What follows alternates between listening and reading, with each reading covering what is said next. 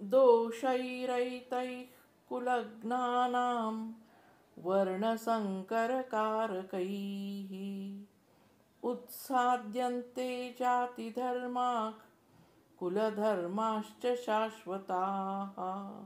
हे दोष म्हणजेच पापकर्म ज्यामुळे वर्णसंकर म्हणजेच सामाजिक आणि नैतिक व्यवस्था बिघडवणारे मिश्रण निर्माण होतो.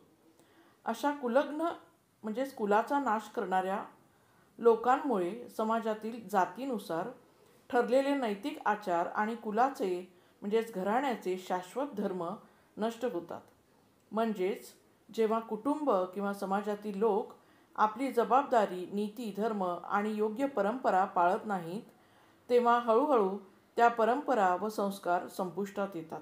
आपण माणूस म्हणून या श्लोकातून काय बरं बोध घेऊ शकतो? नीतीचे पालन न केल्यास कुटुंबातील मूल्ये, संस्कार आणि परंपरा नष्ट होतात. जबाबदारी विसरल्यास समाजाची व्यवस्था बिघडते. स्वार्थी व चुकीच्या कृती टाळल्यास परंपरा जपता येतात.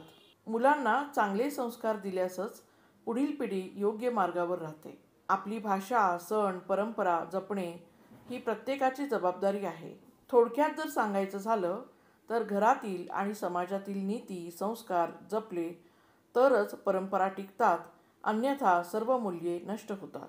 श्रीकृष्णार्पणमस्तु.